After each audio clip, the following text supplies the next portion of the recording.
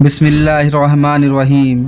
प्यारे दोस्तों, मध्य पूर्व की सियासत में एक ऐसा चेहरा जिसे दुश्मन कहते हैं तानाशाह और समर्थक रहबर यानी मार्गदर्शक, एक ऐसा नाम जिसने अमेरिका और इसराइल को दी खुली चुनौती और पूरी दुनिया को यकीन दिलाया कि इस्लामी नेतृत्व आज भी जिंदा है, जिसके इशारे पर हजारों जानें कुर्बान होने को तैयार रहती हैं। वो सिर्फ एक नेता नहीं बल्कि एक सोच हैं, एक क्रांति के वारिस हैं।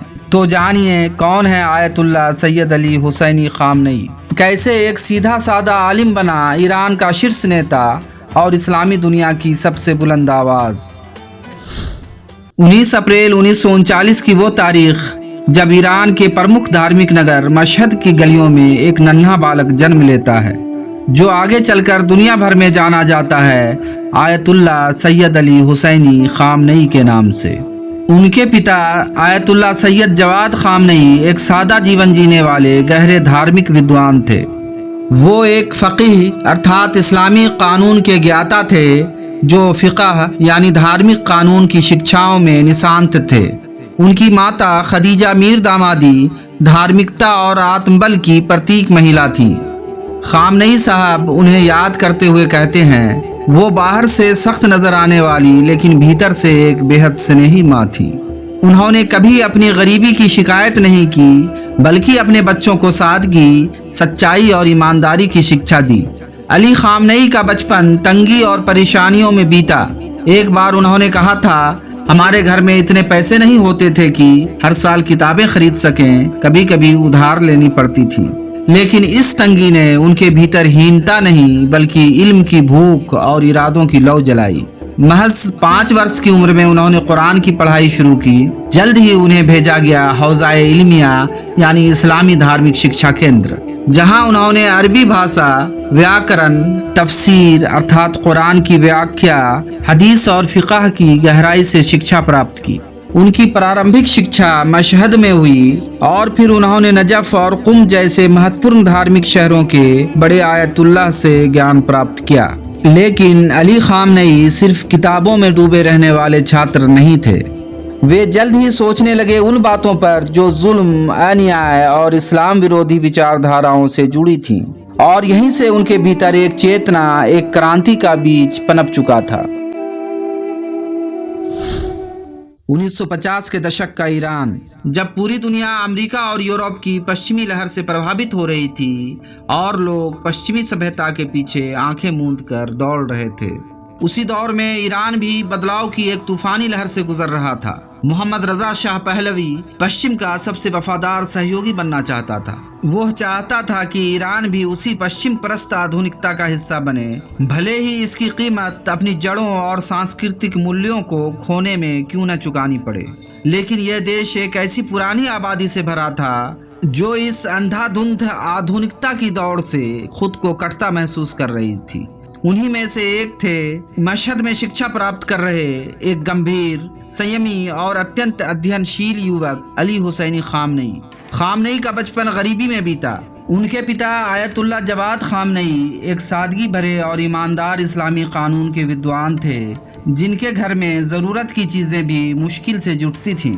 लेकिन इस तंगी ने उनके भीतर हीनता नहीं बल्कि इल्म की भूख और इरादों की लौ पैदा की। उन्होंने पहले मशहद में इस्लामी शिक्षा प्राप्त की।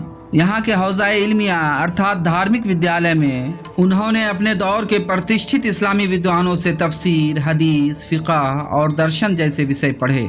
बहुत जल्द उनकी लगन और धार्मिक गंभीरता ने उन्हें क्रांतिकारी आंदोलन की ओर आकर्षित करना शुरू कर दिया। खामनेई सिर्फ किताबों के पन्नों में नहीं खोए थे, वो समाज को देख रहे थे। गरीबों की हालत, शाह की तानाशाही और जड़ों से कटते ईरानी युवाओं की खोखली जिंदगी। उन्हें महसूस हुआ कि इल्म तब तक अधूरा है जब तक वो जुल्म के खिलाफ आवाज न बन जाए। इसी सोच ने उन्हें खींचा कुम की ओर, जो ईरान का सबसे बड़ा धार्मिक और वैचारिक केंद्र था। और यहीं उनका परिचय हुआ उस नाम से जिसने आगे चलकर इतिहास को हमेशा के लिए बदल दिया। वो थे आयतुल्लाह रूहुल्लाह खुमैनी। खुमैनी उस दौर के आम मौलवियों जैसे नहीं थे। वो मेंबर पर खड़े होकर सिर्फ दुआ या तकरीर नहीं करते थे, बल्कि कहते थे शाह की चुप्पी एक गद्दारी है। अगर मुसलमान अन्याय और जुल्म को नकारेंगे ही नहीं तो फिर इस्लाम जिएगा कैसे। उनकी बातें सीधे दिल में उतरती थीं। खामनेई ने उनके भाषण और इस्लामी नेतृत्व पर लिखे ग्रंथ पढ़े, जिनमें रूहुल्लाह खुमैनी ने विलायत फकीह अर्थात धार्मिक नेतृत्व की अवधारणा प्रस्तुत की थी। खामनेई को लगा कि इस्लाम कोई पुरानी किताब नहीं बल्कि एक जीवित क्रांति है जो न्याय, मानवता और स्वतंत्रता की प्रेरणा देती है। धीरे धीरे खामनेई खुमैनी के वैचारिक और आध्यात्मिक अनुयायी बनते गए। वो सिर्फ उनके विचारों को ही नहीं समझते थे बल्कि उन्हें आगे बढ़ाने की जिम्मेदारी भी महसूस करते थे। कहा जा सकता है कि अगर खुमैनी विचार थे तो खामनेई वो हाथ थे जिन्होंने उसे थामा और आगे बढ़ाया। अब वो सिर्फ एक विद्यार्थी नहीं रह गए थे बल्कि इस्लामी क्रांति की सोच के वैचारिक सिपाही बन चुके थे। अब उनका ज्ञान केवल किताबों तक सीमित नहीं था बल्कि वो कलम, वाणी और संकल्प के साथ जुल्म के अंधेरे में न्याय की मशाल लेकर खड़े हो चुके थे। विचारों की वो चिंगारी कभी कलम से निकलती, कभी आवाज से, और जब जुल्म हद से गुजरा तब भी इस आंदोलन की रूह कैद खानों में धड़कती रही। अब तेहरान की सड़कों पर सिर्फ नारेबाजी नहीं हो रही थी, एक क्रांति की आवाज सुनाई देने लगी थी। शाह की अमरीकी ईरान नीति अब एक फौलादी बूट बन चुकी थी जो हर विरोध की आवाज को कुचल देना चाहता था। लेकिन विचारों को जंजीरों से नहीं रोका जा सकता। खुमैनी के लेख, किताबें और रिकॉर्डेड भाषण जैसे जैसे अंदर ही अंदर फैलने लगे, एक नई लहर जन्म लेने लगी। उसी समय आयतुल्लाह अली खामनेई ने इन विचारों को मस्जिदों, किताबों और भाषणों के जरिए जनता तक पहुंचाना शुरू किया। अब शाह की नज़रों में खामनेई भी खतरनाक बन चुके थे। 1970 के दशक की शुरुआत में उन्हें पहली बार गिरफ्तार किया गया। उनका अपराध सरकारी नीतियों की आलोचना करना, खुमैनी की किताबें पढ़ना और लोगों को यह समझाना कि इस्लाम सिर्फ इबादत नहीं बल्कि एक क्रांतिकारी विचारधारा है। गिरफ्तारी सिर्फ एक प्रशासनिक कार्रवाई नहीं थी, वो यातना की शुरुआत थी। खुफिया एजेंसी सावाक ने उन्हें पूछताछ के नाम पर मानसिक और शारीरिक यातनाएं दी। घंटों तक अंधे कमरों में चौंकाते सवालों के बीच खामनेई ने जो कुछ झेला वो आज भी उनकी आत्मा में एक क्रांतिकारी आग बनकर जलता है। लेकिन उन्होंने हार नहीं मानी। जेल में भी उन्होंने अपना वक्त पढ़ने लिखने और साथी कैदियों को शिक्षित करने में लगाया। यही वो समय था जब उन्होंने गहराई से मार्क्सवाद और गैर इस्लामी राजनीतिक विचारधाराओं का अध्ययन किया। एक क्रांति जो अब किताबों तक सीमित नहीं रह गई थी बल्कि लोगों की आंखों में उतरने लगी थी। खामनेई को रिहा तो किया गया लेकिन वो पहले से कहीं अधिक सक्रिय हो चुके थे।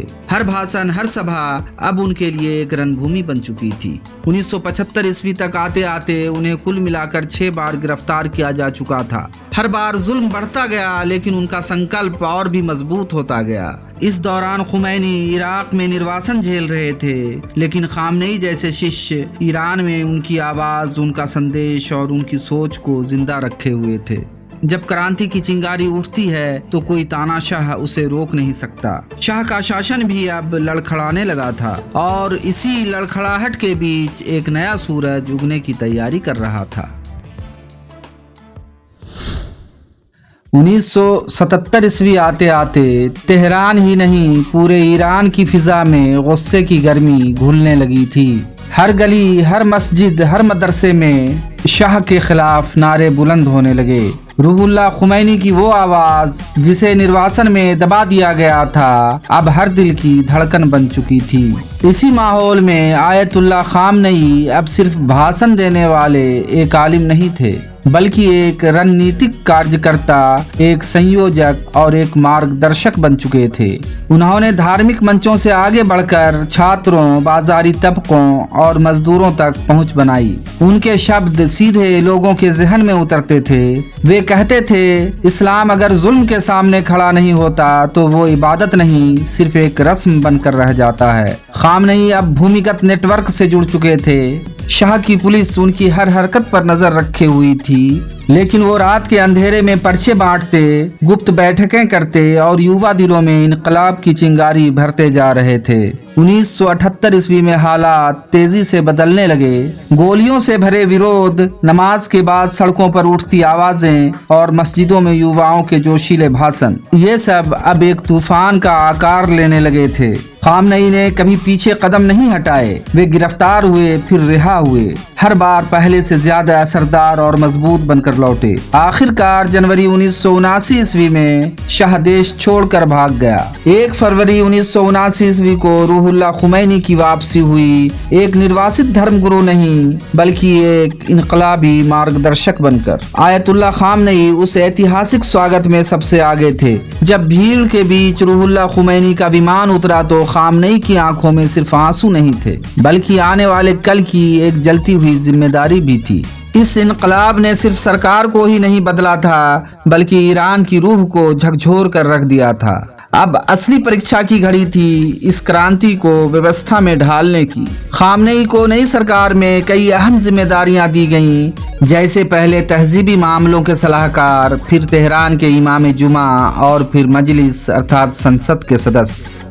ये जिम्मेदारियां उनके लिए सत्ता का साधन नहीं थीं बल्कि इनकलाब की रखवाली के लिए सौंपी गई एक पवित्र अमानत थीं। क्रांति के बाद भी दुश्मन चैन से नहीं बैठे, भीतर से साजिशें और बाहर से हमले होते रहे। उसी समय इराक ने ईरान पर हमला किया और इस नई इस्लामी सरकार को जंग के मैदान में झोंक दिया। लेकिन ऐसे कठिन वक्त में खामनेई हर मोर्चे पर मौजूद रहे, चाहे वो जंगी मैदान हो, संसद का मंच या मस्जिद का मेंबर।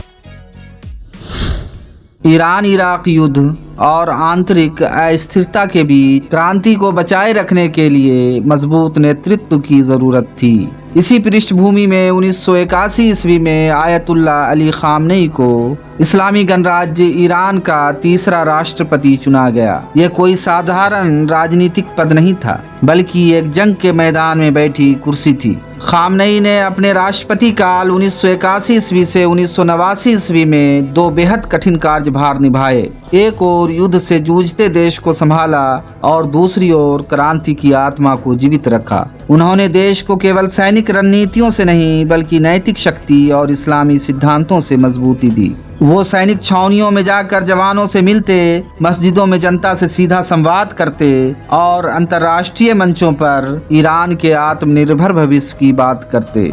इस दौरान रूहुल्लाह खुमैनी अब भी सर्वोच्च धार्मिक नेता थे, लेकिन धीरे धीरे आयतुल्लाह खामनेई उनके सबसे विश्वस्त सहयोगी और उत्तराधिकारी के रूप में उभर रहे थे। 1981 ईस्वी में आयतुल्लाह खामनेई पर जानलेवा हमला हुआ। तेहरान में एक भाषण के दौरान मंच पर धमाका हुआ जिसमें उनका दाहिना हाथ हमेशा के लिए निष्क्रिय हो गया। लेकिन इस चोट ने उन्हें तोड़ा नहीं बल्कि और अधिक प्रतिबद्ध और मजबूत बना दिया। वे कहते हैं, हमारी राह आसान नहीं लेकिन ये वही राह है जो करबला से होकर जाती है। 1989 में आयतुल्लाह खुमैनी की मृत्यु के बाद ईरान की मजलिस खबरगान ने सर्वसम्मति से आयतुल्लाह खामनेई को ईरान का नया रहबर मुअज्जम अर्थात सुप्रीम लीडर नियुक्त किया। यह वही शख्स था जो कभी मशहद की तंग गलियों में मुफलिसी में पढ़ाई करता था, अब पूरी उम्मत का रहनुमा बन चुका था। लेकिन यह ताज नहीं, एक नई जिम्मेदारी थी जो अब न सिर्फ ईरान बल्कि पूरी इस्लामी दुनिया की निगाहों में थी। साल था 1989 ईस्वी। ईरान के इस्लामी इनकलाब के पिता आयतुल्लाह रूहुल्लाह खुमैनी दुनिया से रुखसत हो चुके थे। पूरा देश गम में डूबा था, लेकिन उसी पल एक और सवाल सबके जहन में था, अब रहबर कौन? कई लोगों की नजरें अलग अलग नामों पर टिक रही थीं, लेकिन मजलिस खबरगान यानी असेंबली ऑफ एक्सपर्ट ने बिना किसी लंबी बहस के एक नाम पर विश्वास जताया। वह नाम था आयतुल्लाह अली खामनेई। वो व्यक्ति जो क्रांति के हर मोर्चे पर खड़ा रहा था, जिसे गिरफ्तारियां डिगा न सकीं और जो मैदान जंग से लेकर मेंबर तक हर जगह मौजूद रहा। इस्लामी गणराज्य में सुप्रीम लीडर सिर्फ धार्मिक प्रमुख नहीं होता बल्कि वो सेना, न्यायपालिका, संसद और मीडिया के ऊपर एक मार्गदर्शक शक्ति होता है। अब खामनेई के सामने एक बड़ी चुनौती थी, क्रांति को केवल स्मृति नहीं बल्कि व्यवहारिक व्यवस्था में बनाए रखना। 1989 ईस्वी से लेकर अगले दशक तक ईरान को अंदर से सुधारों और बाहर से प्रतिबंधों की जकड़ में रहना पड़ा। एक और नई पीढ़ी आधुनिकता और आज़ादी की नई परिभाषा तलाश रही थी, तो दूसरी ओर अमेरिका और इसराइल जैसे ताकतवर देशों ने ईरान को एक खतरा घोषित कर दिया। लेकिन खामनेई ने संयम और संकल्प के साथ 2 मोर्चे संभाले। सर्वप्रथम उन्होंने मजहबी मूल्यों की रक्षा की, दूसरी ओर उन्होंने तकनीक, विज्ञान और सैन्य आत्मनिर्भरता की तरफ कदम बढ़ाए। खामनेई ने बार बार दोहराया, हम अमेरिका की गुलामी नहीं करेंगे, हमारा रास्ता हक का रास्ता है, चाहे रास्ता कठिन ही क्यों न हो। उनकी तकरीरें अब केवल ईरान तक सीमित नहीं थीं, बल्कि यमन, इराक, सीरिया, फिलिस्तीन, लेबनान और नाइजीरिया तक उनके विचारों की गूंज सुनाई देने लगी। उन्होंने इस्लामी उम्मत को ये एहसास दिलाया कि इस्लाम कोई असहाय मजहब नहीं बल्कि इनकलाब की रूह है। खामनेई के नेतृत्व में ईरान ने परमाणु कार्यक्रम में प्रगति की, ड्रोन मिसाइल टेक्नोलॉजी में आत्मनिर्भरता पाई और विज्ञान, चिकित्सा, शिक्षा जैसे क्षेत्रों में तेज विकास किया। उन्होंने बार बार कहा, हम परमाणु हथियारों के खिलाफ हैं, लेकिन विज्ञान पर हमारा हक कोई नहीं छीन सकता। आज खामनेई सिर्फ ईरान के सुप्रीम लीडर नहीं हैं, बल्कि वे पूरी इस्लामी दुनिया के एक बौद्धिक स्तंभ और एक रहबर के तौर पर देखे जाते हैं। उनके खिलाफ सैकड़ों बार पाबंदियां लगाई गईं, उनके भाषणों को सोशल मीडिया पर ब्लॉक किया गया, लेकिन उनकी आवाज हर मजलूम तक पहुंची, कभी किताबों के माध्यम से, कभी भाषणों के माध्यम से और कभी सिर्फ एक नाम बनकर, खामनेई। साल 2025 जून का महीना, जब मध्य पूर्व की फिजा एक बार फिर बारूद से भर उठी। ईरान और इजराइल के बीच संघर्ष भड़क उठा, लेकिन यह जंग सिर्फ मिसाइलों की नहीं थी, बल्कि विचारों, आत्मनिर्भरता और इरादों की लड़ाई थी। 13 जून 2025 ईस्वी को इजराइल ने ऑपरेशन रेड वेडिंग के नाम से ईरान पर एक सुनियोजित हमला शुरू किया। ड्रोन और मिसाइलों से लैस इस हमले में ईरान के सैन्य, परमाणु और नागरिक ठिकाने सीधे निशाने पर थे। ईरानी सूत्रों के अनुसार 30 से अधिक वरिष्ठ सैन्य अधिकारी मारे गए, लेकिन ईरान चुप नहीं बैठा। 550 से ज्यादा बैलिस्टिक मिसाइलें और 1000 से अधिक ड्रोन इजराइल पर छोड़े गए। कुछ लक्ष्य भेदी सिद्ध हुए, कुछ इजरायली रक्षा प्रणाली से टकराकर ध्वस्त हो गए। तेल अवीव और वीर शेवा जैसे शहर कांप उठे। वहीं 15 जून की रात अमेरिका ने भी B-2 स्टील्थ बम वर्षक के जरिए ईरान के फर्दो, नतांज और इस्फहान जैसे क्षेत्रों में भारी बमबारी की। ये हमला संयुक्त निवारक कार्रवाई बताया गया, लेकिन ईरान ने इसे खुला युद्ध बताया। इन हमलों में कई अंडरग्राउंड परमाणु रिसर्च साइट्स को निशाना बनाया गया। तेहरान में 3 लाख से अधिक लोग घरों में कैद हो गए, सड़कें वीरान थीं, ट्रैफिक जाम और हवा में तैर रहा था एक सवाल, क्या यही निर्णायक युद्ध है? ब्रिक्स प्लस के कुछ सदस्य देशों जैसे रूस और चीन ने ईरान के आत्मरक्षा अधिकार का समर्थन किया, जबकि अमेरिका और उसके सहयोगियों ने इजराइल के हमले को सुरक्षा कार्रवाई कहा। फ्रांस, तुर्की और कई यूरोपीय राष्ट्रों ने सीज फायर की अपील की, लेकिन जमीनी हालात बिगड़ते रहे। इस दौरान आयतुल्लाह खामनेई ने 3 संदेश स्पष्ट रूप से दिए। प्रथम, हम अमेरिका की गुलामी नहीं करेंगे। दूसरे, इस्लामी उसूल हमारी ताकत हैं, कमजोरी नहीं। और तीसरा, इस्लाम केवल इबादत नहीं, इनकलाब की रूह है। उन्होंने याद दिलाया, हमारी राह कठिन हो सकती है, लेकिन ये वही रास्ता है जो करबला से होकर गुजरता है। 12 दिन तक युद्ध चला और फिर 24 जून को अमेरिकी मध्यस्थता में सीज फायर लागू हुआ, पर जंग अपने पीछे 900 से अधिक ईरानी मौतें और इजराइल में दर्जनों हताहत छोड़ गईं। भीतर और बाहर से घिरे ईरान ने इस दौरान इंटरनेट शटडाउन, संदिग्धों की गिरफ्तारी और मीडिया सेंसरशिप लागू किए। लोग डरे हुए थे, लेकिन टूटे नहीं, क्योंकि उन्हें यकीन था रहबर अभी जिंदा है। प्यारे दोस्तों, जब इनकलाब आता है, सिर्फ सत्ता नहीं बदलता, वो दिलों की सोच बदलता है, नस्लों की दिशा बदलता है और ज़मीर की गहराइयों में एक नई रोशनी जगा देता है। आयतुल्लाह सैयद अली हुसैनी खामनेई का ये सफ़र मुफलिसी की तंग गलियों से उठकर नेतृत्व के ऊंचे मेंबर तक सिर्फ एक व्यक्ति की कहानी नहीं है, ये पूरी उम्मत की जागरूकता, उसकी इनकलाबी चेतना की दास्तान है। और आज जब फिर से दुनिया जल रही है, हथियारों से, विचारों से और झूठे निज़ामों से, तो एक आवाज़ आज भी बुलंद है जो कहती है, हम जुल्म के आगे नहीं झुकेंगे, हम इनकलाब की लौ को बुझने नहीं देंगे, क्योंकि ये लड़ाई सिर्फ मिसाइलों की नहीं, ये जंग है सच्चाई की, इंसाफ की और इनकलाब की। अगर आपको ये वीडियो पसंद आया हो तो लाइक करें, अपने दोस्तों के साथ शेयर करें और चैनल को सब्सक्राइब ज़रूर करें, ताकि हमारी ये आवाज़ और भी दूर तक पहुँचे। मिलते हैं अगली वीडियो में एक नए सच, एक नई कहानी के साथ। तब तक के लिए अल्लाह हाफिज़।